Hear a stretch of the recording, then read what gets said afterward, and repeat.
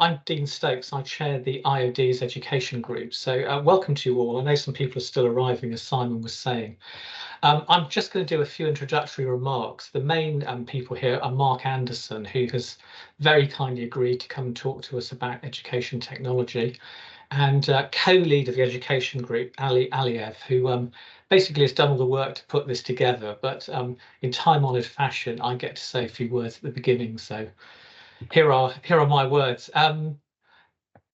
Just a bit about the IoD and a bit about the education group. The IoD itself has now nearly 20,000 members across the entirety of the UK. And I know, as I was saying, that we've got a great welcome to non-IoD members, as well as some more familiar faces who are on this call.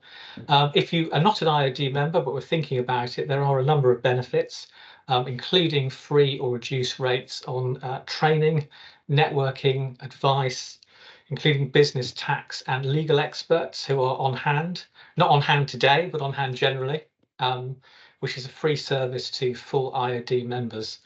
And also the opportunity for broader influence and insights, and not least workspaces, including but not limited to the very nice building in Pall Mall. But the IoD is also about special interest groups, which is kind of where I come into this, I guess. There are some 15 of them now, 15, covering a range of sectors and business interests from, I won't name check them all in the interest of time, but built environment and construction, fintech and financial services, digital, international trade, marketing and comms, just to name but a few. But if you were at some point interested in hearing more about the IoD, Simon Williams, who you can probably see in the middle of your screen, will be around for a little bit of this meeting, and we'll put his details into the chat. So I mentioned the education group. We celebrated our first birthday a few months ago. We were formed in March of 2023. Continue to welcome people from across the sector with a business or policy and governance interest in skills, training and education. Our main objectives are around connecting, developing and influencing. So helping join up different parts of the education sector to build new networks and ecosystems. In terms of development, we work together to amplify and implement new ideas around skills, training and education.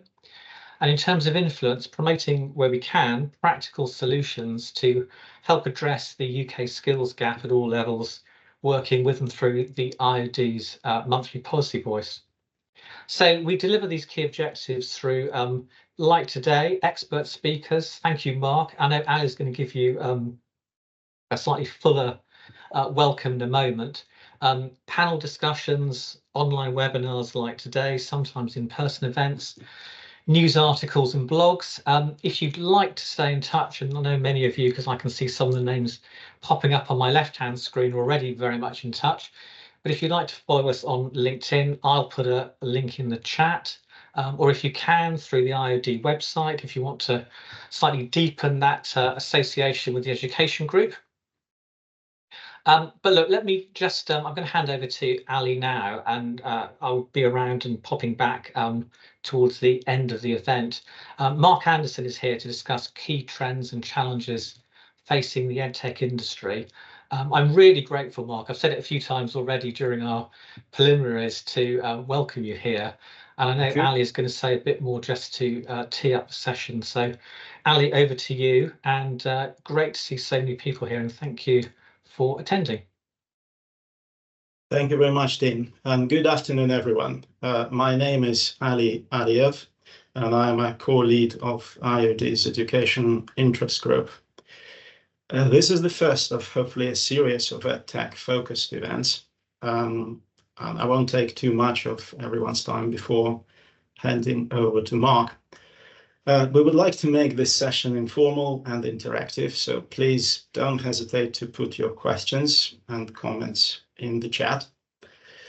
And our topic today, as we all know, is EdTech trends and how they shape the education industry. As someone who's been involved in exporting education, I see how technology makes working across the borders much easier. 10 years ago, it wasn't possible to negotiate deals unless you're in a room looking at each other.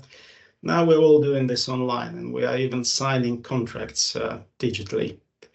That said, as a parent, I wish we could roll the clock 10 years back, so children spend more of their time reading books rather than checking posts on social media, particularly my children. So I'm sure that we all agree that technology is driving a lot of change, and it's happening fast. So let me introduce once again and give the floor to our distinguished speaker, an accomplished business leader, strategist, startup specialist, Mark Anderson. Mark has had an exceptional career and led fantastic institutions and is intimately involved at a senior level with startups, leading educational institutions, and a bit of governing and a bit of policy. So, Mark, can we start with a brief introduction about yourself and your experience? Yes, Ali, thank you very much, and Dean, thank you very much, Simon too, and thank you very much everyone for giving me your time. Yes, just a brief introduction to myself. I'm pretty much as old as I look, and old enough that when I started in education, it was actually in education publishing in 1984 as a desk editor and then publisher for higher education textbooks back in the days when books were written in manuscript, messages were sent by fax between offices, and you were lucky if you got a response from authors within about 2 weeks by post. I've seen throughout my career the change from that to the digital existence and future that we have now. And for 2/3 of my working career, I was within Pearson PLC, which most people probably are familiar with. When I joined it, it was a multinational organization of which education publishing was one part, under the name Longman, which some of you may be familiar with, to what it's become today, and at the point when I left it, which is a business solely focused on education. And that was a period which spanned the transition fully from analog to digital. And I was lucky enough in the last stages of my career in Pearson to be responsible for something called the Pearson Test of English, which is a global English language test which used large language models, now currently called AI, designed in 2007, so quite a long time ago now, and also to lead the UK business, which included the edXL exam board. So we were responsible for GCSE, A-level and BTEC. Not necessarily an experience that I would recommend to everybody, I have to say.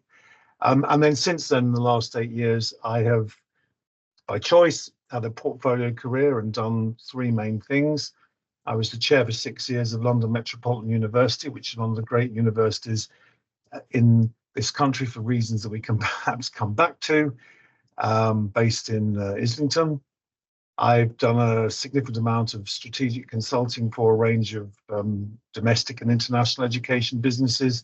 And then with particular relevance to today's discussions, I've worked with a number, probably a dozen, 15 EdTech startups, scale-ups, and mature businesses over the last 7-8 years, as they've all of them used technology to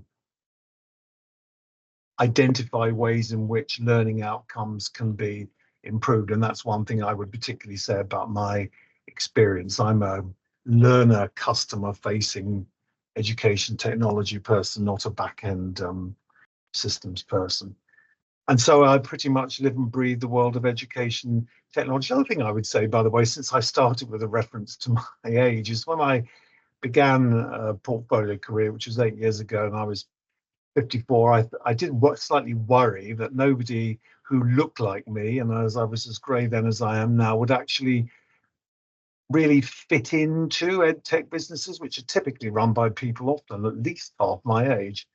And actually, that's proved to be completely incorrect. And one of the interesting characteristics, in fact, of the EdTech industry is how it's very successfully combining the very significant talent that exists not only in this country, but internationally, actually, an interest in education technology among young entrepreneurs with people who, like me, have been kind of round the block a bit and have seen things and perhaps know less about the technology, perhaps, but a bit more about the systems and the culture into which education technology needs to place itself. So that, Ali, is in a nutshell my history. Thank you. It's fantastic to have someone of your caliber. And I need to warn you, I have about 1,000 questions for you, and we all do. But I should try not to talk too much then. Perhaps you could start by touching base on sort of what you see as key trends in EdTech and how do they affect the economy? Yes, I mean, I have thought about this naturally in preparation, and I wanted to address this in a summary fashion because and not make this too complicated, because one frankly could talk without stopping for an hour on this subject. I'm certainly not going to do that. So I think there are 4 or 5 main things that I would highlight. It's not that long ago that EdTech was something alongside the rest of education. It was kind of education and EdTech. That is no longer the case. Accelerated by, but not as a consequence of, COVID. So that I think it would be fair to say that technology is now completely embedded in all aspects of the delivery of education. Obviously, with many variations to do with the age of learners, economic circumstances of schools, and so on and so forth. But frankly, there's not an area of education now which isn't frankly deeply interlinked with education technology. The second thing to say, and I remember, Ali, we talked about this before, is that there is possibly, but not necessarily, but possibly a tendency to think that EdTech is a phenomenon particularly relating to schools and universities. Now, it is true in this country, particularly because of the legacy of the Blair government, that in fact, schools had some of the most established technology, especially computer labs and whiteboards, which were installed during the Blair government, rather ahead of the use of technology elsewhere. And I mean, 7, 8, 9, 10 years ago, I used to say to people that the appearance of technology in an educational environment in this country was in inverse proportion to your age. So actually have the best technology in primary school and the worst in university. Not only has that leveled, but there's an increasing use of what people would call EdTech outside formal education environments. So and I don't just mean, for example, further education, colleges and apprenticeships, but actually in the world of work. And there are now some very significant businesses digitally delivering what you might call life skill training, changing work skill training than there used to be. And that's actually one of the very significant characteristics of the demand that EdTech is meeting, which is that if you take all the statistics that people produce that X% of tomorrow's jobs don't exist today, whereas many of us come from an environment where the job we started with is the job we retire with, if not the job, then the profession. That's increasingly less likely to be the case. The need for retraining is going to be more acute than ever. That's probably particularly true post Brexit as well. That's kind of added to that sense of momentum. And so actually you need to think about EdTech as being about, frankly, about lifelong learning, and not particularly in the age range of, let's say, 5 to 21. The third penultimate key characteristic is what's happening with content. I come from background as a book publisher where content was static. It was, simply words or images on a page, and sequential, page 1 to page 300. And the same experience for every person reading from page 1 to page 300. It's the same structure, same chapters, same words. The best way to think about the potential for education technology now is to see that as being entirely three-dimensional, multimedia, non-linear. So where content is going is not to be static, definitely not to be words and images on a page, and definitely not to be the same sequence for each individual learner. So the kind of holy grail for people creating education content is to have such a wealth of content available and such an ability within digital learning systems to judge what a learner needs next using algorithms that you present an individual learning pathway to each individual learner. That is completely different from managing a class of people using the same part of the same textbook at the same time. And then the last thing I would highlight, this is not an exhaustive list, but is really important, and actually potentially very significant, certainly in the United Kingdom, is how assessment is changing. We've all been brought up on taking exams where you go into a room, there's an invigilator, and you use a pen or pencil, and you have a bit of paper where you have to write essays or answer multiple choice questions or what have you. That is still the system that's used in UK schools and largely in UK universities. Now, if you take your exams with ACCA or the Bell Council or the Solicitors Regulation Authority, many other professional areas, at the very least, you're doing that on a screen. And in some cases now you're able to do it on the screen, and you can do it from home because there's a technology which enables a remote invigilator.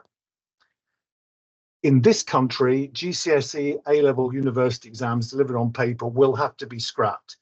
And if anybody thinks that that's not possible, in Australia, they run a series of tests called NAPLAN, which are the equivalent of our SATs at 11. They have just delivered this year's series, 4 million tests delivered flawlessly across a vast country like Australia online. That's going to be one aspect of the future of the change of assessment. In other words, all assessment becomes digital. When you start to use digital technologies, you can actually ask very different kinds of questions from the ones you are forced to have on a static piece of paper. The way you do marking changes. The test I alluded to that I was responsible for launching in 2009, we created some of the Pearson Test of English. It was a 3-hour test marked entirely by computer, no human marking, including a 400-word essay. It's been possible for years, for example, to mark GCSE maths using a computer. We just don't do it for all kinds of structural political reasons. And the mode of assessment can change too. So you might think, well, that's all very well for academic environments, but supposing you're running a further education college and you're teaching people more hands-on skills. The technology exists to video someone exercising those skills and to use a computer to mark the accuracy of what those individuals are doing in those skills areas. None of that is about removing the importance of teachers. Let me say to Ali, first of all, particularly since he worked in a school, very important school with very, very high quality teachers. It's actually all of that about enabling teachers to use their skills in other ways than actually to have to plow through very, very manual assessment systems. So I think you have skills for life, technology completely embedded in institutions, except for exams, as to be said, the system of government anyway. Really, really different kinds of content. And by the way, that can include virtual reality environments, the cost of which will decline, and for which ultimately you won't have headsets. You'll use the kind of glasses that I'm wearing now.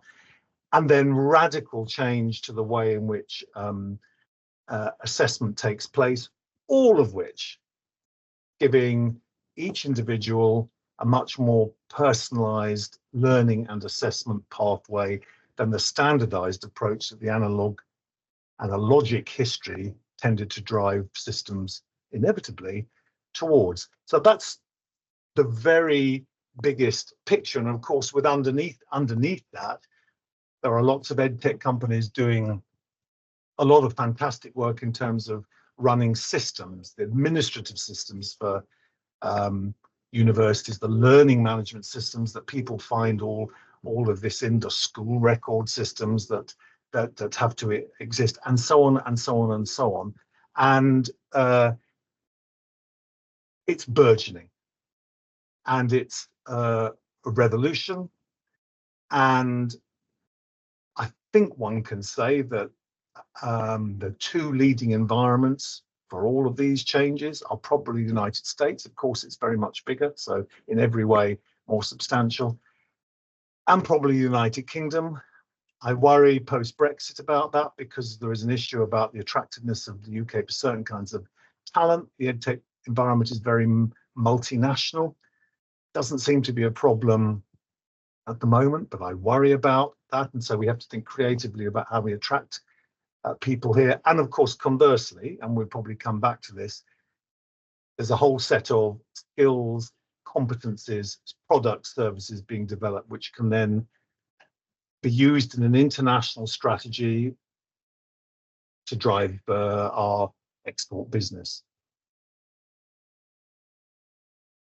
Well, as someone who works for a school, I am very used to being scared of technology and a little bit scared of rapid change.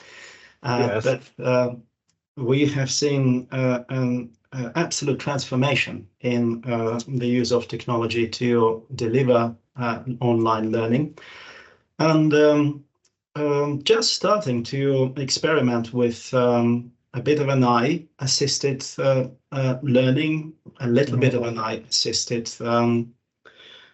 assessment. I'd like to ask you to talk about the emergence of an eye and how it will change the industry. But before I do that, you mentioned a very interesting paradox. The use of technology is inverse with age. And we are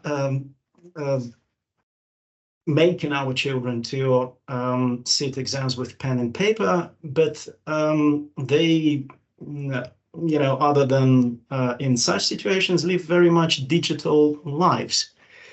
Isn't there a sort of a bit of a conflict, which is only going to accelerate between sort of the digital lives and the analog of pen and paper or the rest of the physical life? Yes, there is. That inversion was a description I used to make about 10 years ago. And because of the, many factors, but because of the growth of education technology, that's kind of leveled out across sectors. I mean, in the university sector, I think, and I've been on 2 universities, it was absolutely shocking when it came to the deployment of technology for learning for all kinds of reasons. I mean, and COVID has forced it to accelerate. I said that I was chair of London Metropolitan University. It was actually extraordinary that, unsurprisingly on the board, I was an advocate for doing various things with technology, and I was told various things were impossible or not desirable. And because of COVID, the impossible and undesirable was done within a space of about 6 weeks. And it stuck. And it is the bastion of, in many ways, of conservatism for very, very, very good reasons. But I do think that has leveled out. But you are correct that there is a real problem. And I don't think it's being adequately addressed. Now, whether or not you allow, what stance you take about allowing the use of mobile phones in schools is really beside the point, because that's actually around focusing attention and actually diminishing the impact of social media, particularly in a school environment. Whether you do that or not, there is an absolute certainty that today's 14, 15, 16-year-olds are largely living a digital experience, and then you ask them to take a GCSE maths produced by Edexcel and expect them to do it on a piece of paper. And it's actually anachronistic. Not only is it anachronistic, but it's frankly unnecessary, because the technology can actually not only deliver things digitally, but actually, if you use technology, you can ask different kinds of questions, and actually possibly some types of questions which are more rooted in everyday experience. And I have met people in schools where actually, I mean, this sounds bizarre perhaps for all of us, but they have school children who normally write so little that when they get presented with an examination, that act of writing can be a challenge. Now, we can't turn the tide on that. The specific challenge to the problem that you raise there is the fact that because we've got four main exam boards plus IB, we don't have a single delivery organization for examinations in this country, and therefore moving them to digital is actually extremely complicated. The last person who proposed nationalising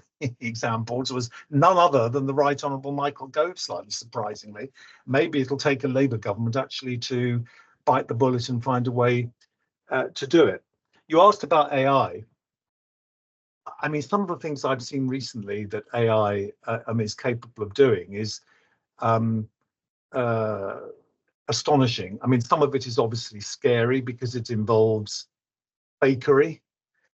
Obviously, people in the education environment worry about enhanced opportunity for copying or plagiarism, but there are tools that can be deployed to, frankly, identify that. The best examples that I've seen so far are ones which are so rapidly analyzing data and producing outcomes that you can more quickly give learners indications of how they're doing and what their progress is to be able to move them on. I saw a tool recently, a new business, I think set up by students from UCL called Medley, where basically you can go online and you can do practice, as it were, GCSE maths questions. You get instant answers, instant grading. I mean, this is not in itself, it's not in itself particularly revolutionary, but it's not been available in that way to individual learners. Deployed sensibly, it will massively improve responsiveness and accuracy and improve learning pathways. Deployed not sensibly, obviously it can be very, very damaging in terms of making learning superficial, because it seems like it's too easy to get an answer to something. So it's a very careful balance. My experience has been that most people who work in education technology are, you don't go into educational technology to make the biggest fortunes. If you want to do that, you go into social media and fintech or, property tech or whatever. They're driven by vocationally about making a difference, and so looking for ways in which ultimately AI improves learning outcomes and all the efficiency of the learning system. So I think, excuse me, in general, the opportunities far outweigh the risks. Can we talk now a little bit about use of AI in assessment, and Yes.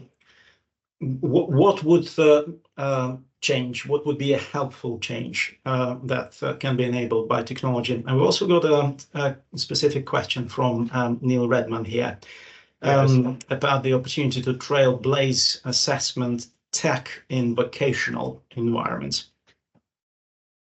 Okay, I'll take Neil's question second. In terms of AI and assessment, well, let me go back to the Pearson test of English, which we created in 2007, launched in 2009, and is now delivered, I don't know, 500,000 or 600,000 times a year, and is a £150 million business. Back then, as I said, we designed a test which was a 3-hour test. 2/3 of the questions were spoken, entirely marked by computer. And we had a hell of a job persuading universities that that was a valid way of assessing English, and also reliable. In the end, if you're delivering hundreds of thousands of tests, it's more reliable than asking a huge cohort of individual people to mark pieces of paper one after the other, one after the other. Artificial intelligence can be used to automate the point of assessment. That kind of example, the kind of example I gave for skills. It is also now being used to automate the creation of questions. The historical approach to creating questions is frankly to employ a group of people to write them. And then there's a process you have to go through to moderate them and assure that they're doing what you want them to do. That can be automated as well. And then alongside that, using artificial intelligence, you can almost certainly ask different kinds of questions from the ones you would have asked before. You can almost certainly improve the processes for remote invigilation, because most people would like to get to a position whereby if you take an English test, you don't have to go to a test centre, which is currently are required, say, for the kind of test you have to take to immigrate into the UK. You want to be able to do it at home. To be able to do it at home, you have to be certain that there is no cheating and that the person who signed up for the test is the person who's taking the test. So you have to kind of look at their face, or you have to have a digital fingerprint or whatever. Artificial intelligence will improve that kind of what is essentially identity management to deliver test integrity. And then, as I said, you'll be able to test things using artificial intelligence that currently require individuals. I gave the example of somebody who's working in the further education, studying the further education college for skills. You can imagine, for example, that one of the ways in the future we could cure the chronic backlog of driving tests is we have to take 6 months to get a driving test now, for reasons that are completely beyond me. My son is experiencing this at the moment. You can assume that in the future you'll take a driving test using a driverless car anytime, anywhere you want, any time of the day, and the assessment will be done by some form of artificial intelligence sitting in the car, for example. I mean, that's just you know, I'm sure that frankly could be done already if you chose to.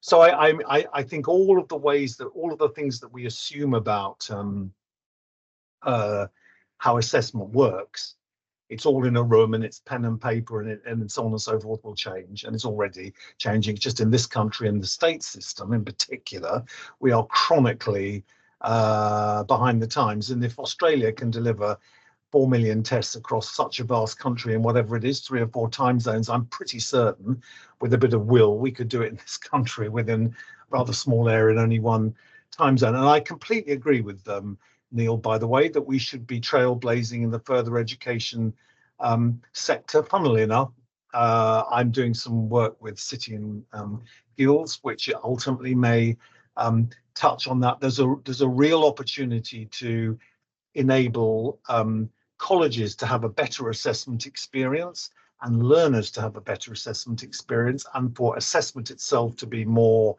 thorough, more on demand, for example, by deploying various forms of artificial intelligence. I'm sure that will happen actually surprisingly quickly, in fact. So as we started to talk about our position on the global market as a country, perhaps we could then touch base on sort of what you see as a potential sort of strength of the UK education industry that might give us advantage overseas, and maybe conversely, what is it that sort of needs to be done to help things along, to put us in a better place for global competition? Okay, so two of the overwhelming strengths of this, well, actually, let me put it a different way. The education system in this country is a jewel in the crown.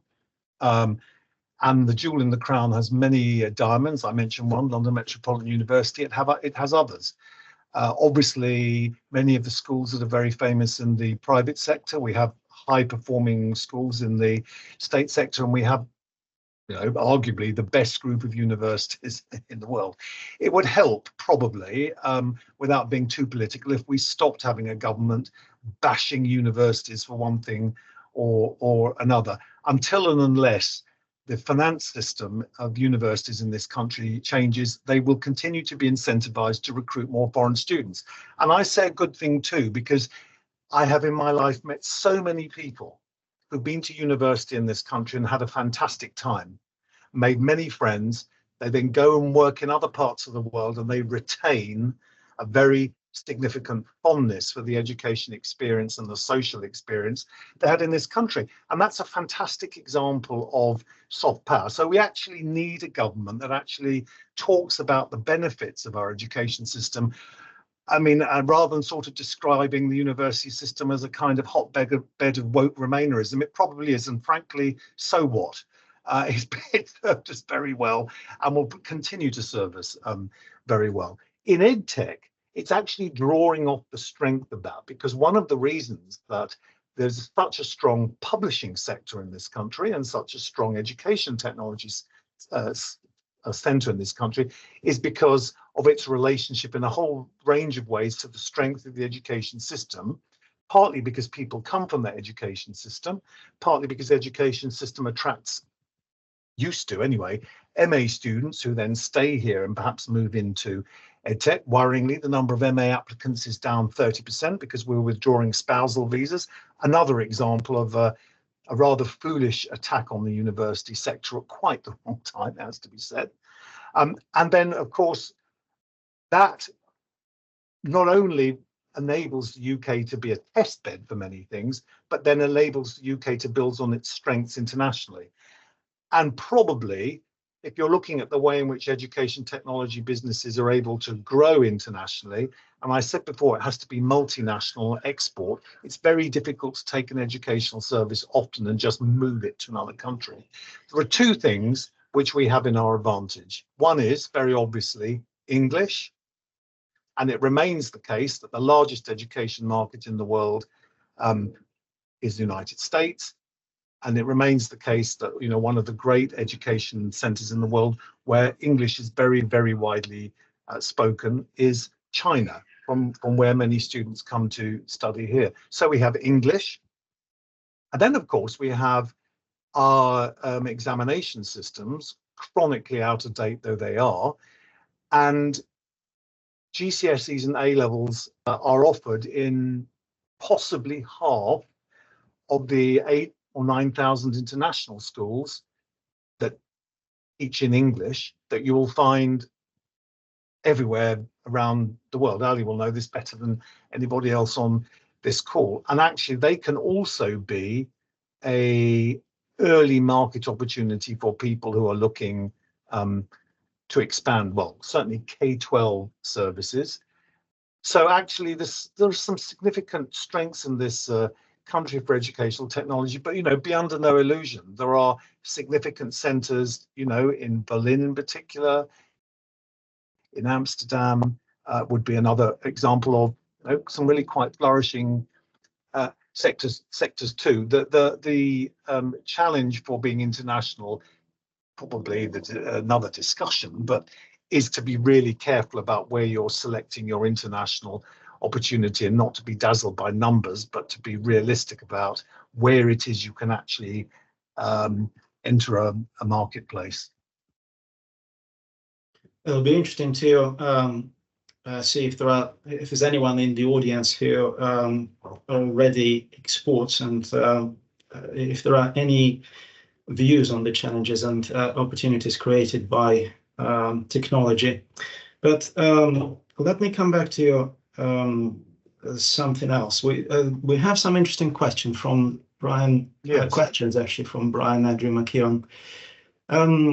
I guess you've already sort of started to explore if the UK education sector is prepared and trained to function effectively for the future, given sort of the trends described, and what good practice can we adopt to ensure we continuously evaluate that effective learning and teaching is happening through EdTech and digital tools we integrate into our schools, colleges, and universities? I think that's a really interesting question. I think that the right answer to that is, first of all, to herald the importance of teachers. Another kind of group who tend to be at the receiving end of less than completely positive commentary from government.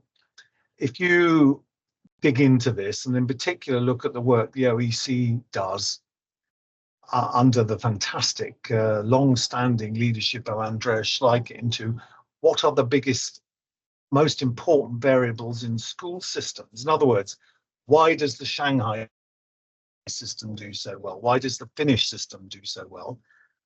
Year after year after year after year, they will tell you it is the quality of teaching. And, you know, really in this country, we need to, if we haven't already, we need to elevate the teaching profession to the profession that it is, on an equal standing with the professions that we might otherwise recognize. Obviously, going with that, there are a raft of associated recruitment, retention, training issues. Second, if you're going to give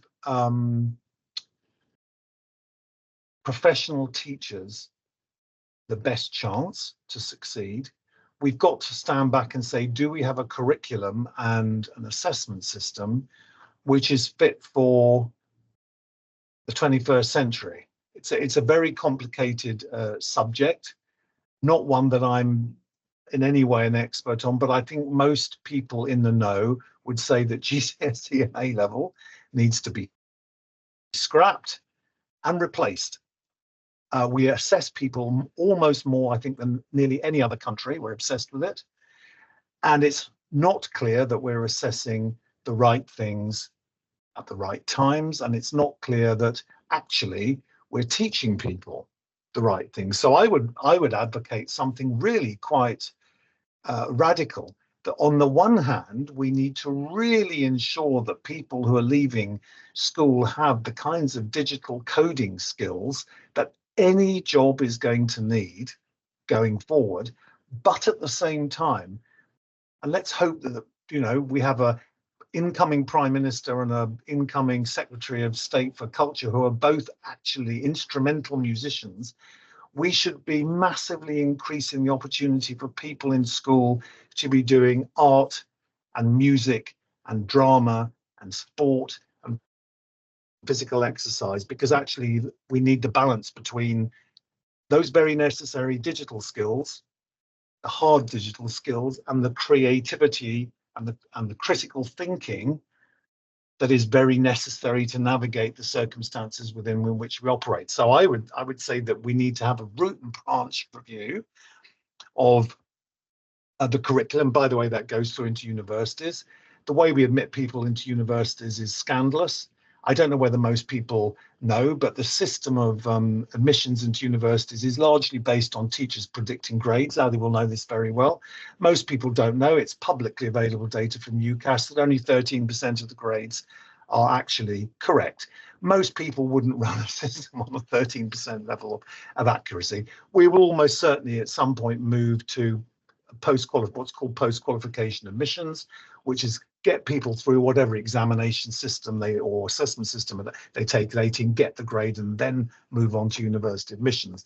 We need to really mean it when we say that apprenticeships have a parity of esteem, which I don't think most people do. I think there's a tremendous snobbery in this country about apprenticeships, which doesn't really apply in many other instances. And we need to encourage alternative forms of provision so that it isn't just universities and colleges who are seen to be the ones that are delivering the highest quality post-education learning. We really do some of these things. We can enable teachers to do what they do best, which is to teach, and then within that to deploy digital technology in a way that's appropriate to that kind of approach.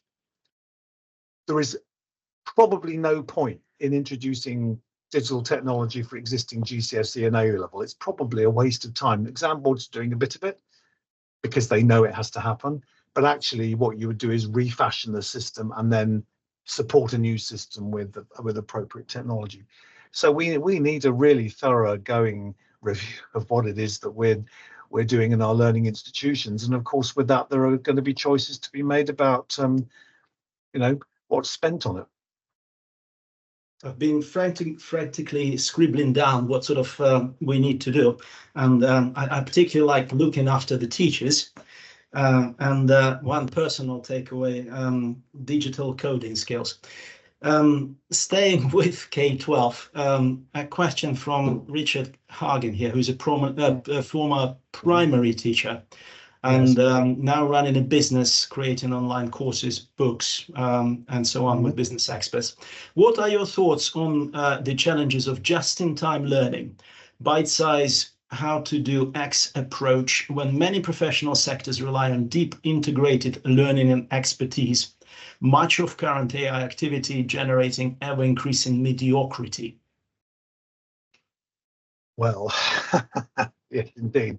I think AI, it is a very good question. I think AI can generate mediocrity. As I said before, you have to have very clear view of the purpose that you're deploying it for.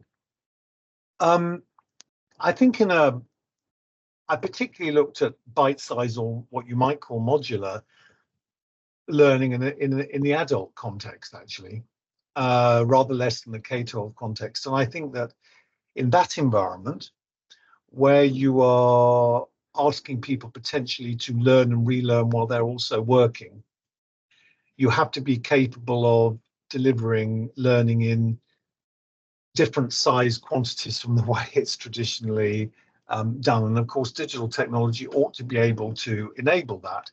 And so you build up a series of credits, I guess, through doing that.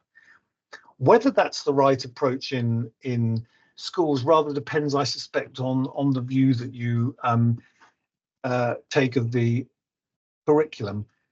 I think most people would probably argue that the A-level system, where you basically do 3 subjects, I mean, some people do 4, never been really sure why, is too narrow. And then of course at GCSE you're doing something which seems really broad after you had the sort of primary school experience. I'm not sure that it's the size of learning that I would particularly be thinking about. I'm particularly focused on what it is that people need to learn, and then work out how you balance it. I mean, as I've already indicated, I'm really in favor of people doing what ultimately might be smaller quantities. I would concede that people need to do more creative things. I mean, one of the ways to tackle, for example, the excessive dependence on mobiles is to get people to do things which don't really use that. Get them to play sport, get them to do drama, get them to play whatever kind of music it is, all areas of which funding have been under an enormous strain. So I suspect that does imply different quantities of learning organized very, very differently. I'm not a curriculum expert. Okay, so we've got some other interesting questions. Let me first ask you a slightly more philosophical one. Okay, go on. How do you see, we have as you said, very established, very successful institutions in higher education, schools, centuries of tradition. Yes. But the change is so fast and so radical. Would you see them changing the format completely as the result of new technology? Would we need physical universities? Are they all going online or becoming hybrid? Okay, well, so full disclosure, for 5 years, I was a non-executive director of a company which does partner with universities to put degrees online, particularly in the master's space, where a large number, an increasing number of degrees are being done online. There are really good reasons why people do and should do degrees online. And frankly, there's a surprisingly large number of people who do K-12 learning in this country online. I think it's about 100,000 people who are either excluded or whose parents choose them not to go to a physical environment. And it's a pretty significant business in the United States too. One of the largest providers in that space in K-12 actually is Pearson. For all of that, I think in the 5 to 21 age range, I think the argument for maintaining physical environment for learning is actually greater than it ever was. I don't think it's less, actually.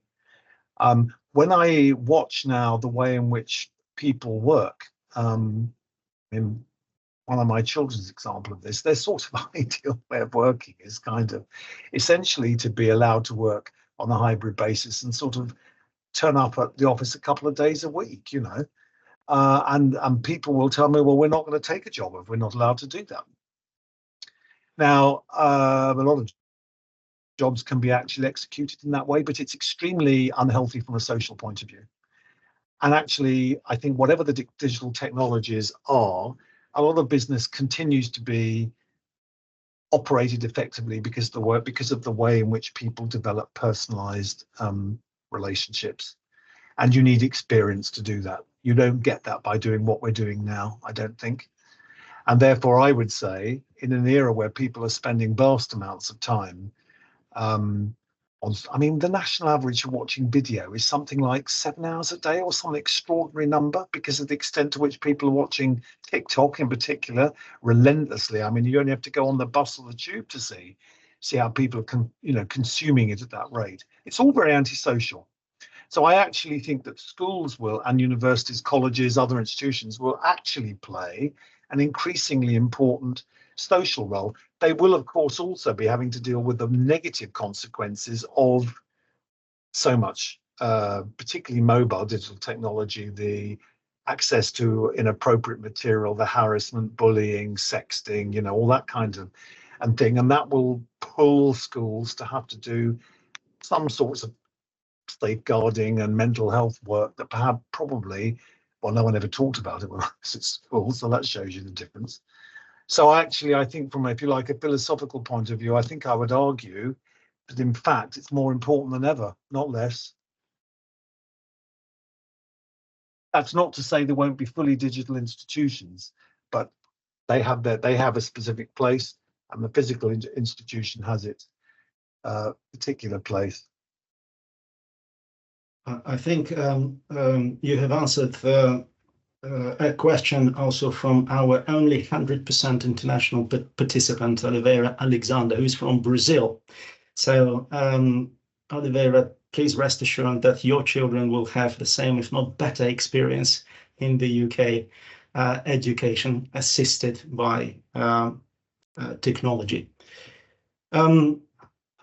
Interesting question that sort of comes a little bit from Marko Nowinski's comment. Yes. He says tech is here, but adoption by lecturers in HE is low, and partly because their focus is on research and not on teaching. So how would we change that? Right. Well, okay, I've got some experience of this, having chaired a university which is not a research institution, although it did get research grants. Many people do many great pieces of research, but not known as a research institution. I think, well, in the end, that comes, if you're talking about institutions, it has to come from the top. So you have to be really clear as the governing body or governing council, and then as the vice chancellor, that technology is being implemented, adopted, used in a particular kind of way. First of all, so it requires leadership, but of course it also requires taking people with you. It's not about telling people, but it's giving people in that leadership a direction of travel. Some of that can be about expectations you set when you recruit people. I mean, in London Metropolitan, we started recruiting people only who had a higher education teaching qualification, which exists, which would include certain approaches to technology. And of course, it means thinking about the extent to which you need to have insight and training programs for colleagues, and provide them the resources and the space to be able to try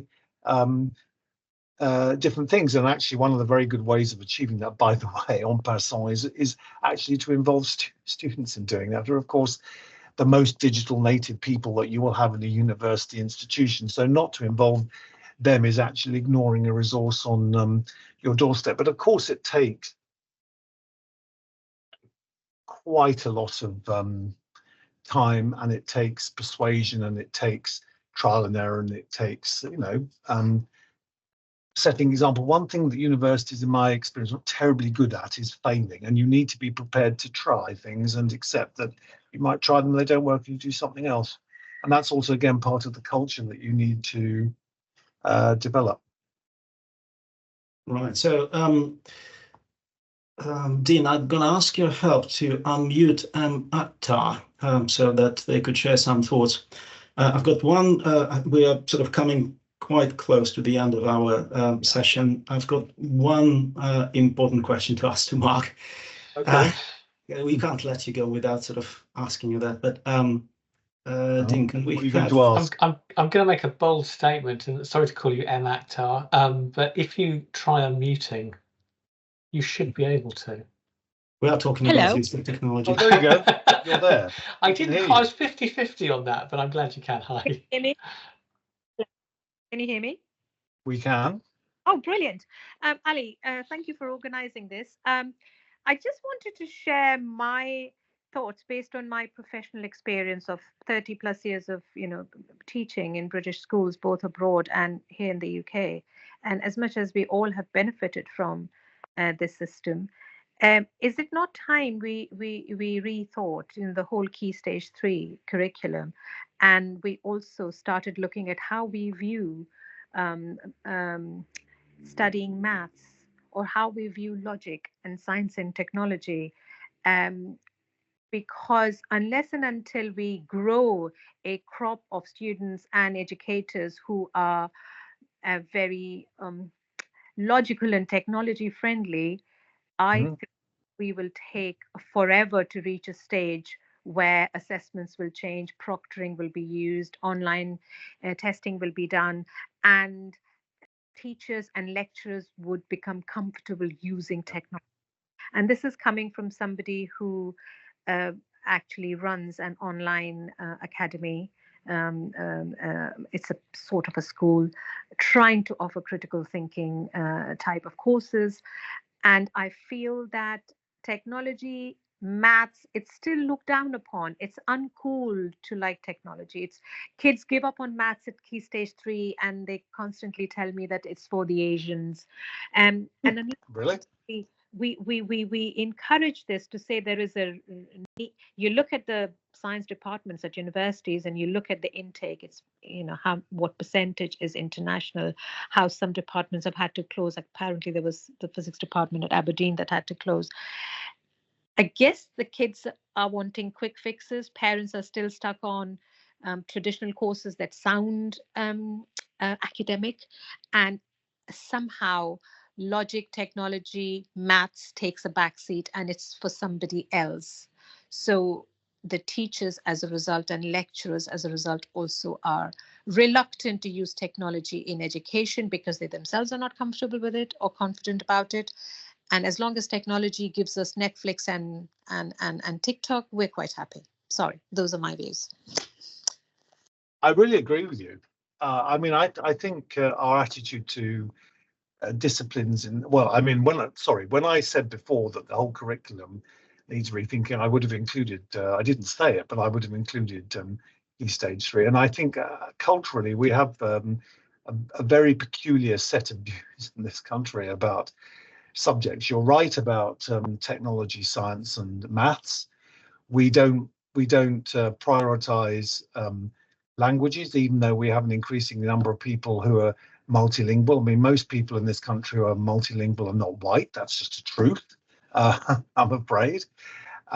We have a very strange attitude to creative skills, and that's why I was suggesting that we need to rethink the mix. So I'm absolutely in favour of a much earlier and different focus on maths and science, counterbalanced with the things that actually are more creative. So I mean, I really do completely agree with you. And government popping up and saying everybody at 16 should do maths until 18 is, not the answer, because it's too late. At that point, it needs to be tackled at a much earlier stage, and probably therefore, and I think this is what you're implying, and I say I'm not a curriculum expert, so I have no opinion on the specifics. I'm sure that means that the way in which we think maths should be taught to engage young people needs to be different. Agreed. And the way we view technology and maths, we demarcate between what is elite and what is posh.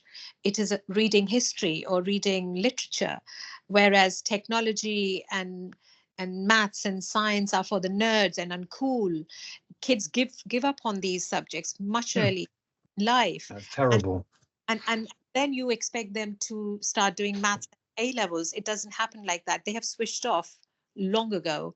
Of course. And the curriculum we teach in history, I think we need to completely rethink. You were right in saying the curriculum needs to change, the assessment style needs to change, the examination system needs to change, because we need to offer choice to the customers, our clients, our students. They should be able to take modules in anthropology and history and politics and maths, and not do the old-fashioned 3 A levels or 4 A levels or whatever. I completely agree with you. And because the synergies between the subjects, are wasted on because of this archaic system that we follow. Agreed. Completely agreed. Excellent. Well, that is pretty much all that we have the time for today. Mark, thank you very much for sharing your insights, and thank you everyone for insightful questions. There are a few more, but we hope that this is not the last time that we have Mark join us. Dean, would you like to say a few sort of finishing words? Yeah, thanks very much. I'm conscious, and thank you. I know the bulk of the group has stayed a bit past 7, so thank you. Thank you for making that such an interesting discussion. Of course, thank you, Mark. I didn't confess at the beginning, but most of my recent professional life has been in higher education. So I was listening to the rest and thinking about it through that kind of lens. But it was just really interesting to have something which was so kind of grounded, but also very future looking without being kind of fanciful or impractical. And yeah, I mean, I use some of the examples, but I think higher education, just to use my own backyard, has got quite a long way to go, although it does have the advantage, as some people have commented in the chat, of having had investment. And possibly it's the more kind of, I think has moved, and we have moved from this kind of, I don't know, I'll just choose an easy example, but we must ban people from using ChatGPT sort of attitude, which I think even North Korea struggles with a complete ban and upholding it, to a kind of, actually, how do we bring into the curriculum teaching and helping people use it responsibly, because they're going to have to, and it's going to be a fact of life, just as one example. So thank you. I'm sure, like Ali, we could ask you loads more questions, but we won't, because it's 6 minutes past now. So I'll join Ali in thanking you all for your attendance, and thank you, Mark, and thank you. Kind of non-virtual applause for a great session. Thank you very much. Well, thank you very much. Thanks a lot, everyone. Bye bye. See you soon. Bye bye. Take care. Bye bye.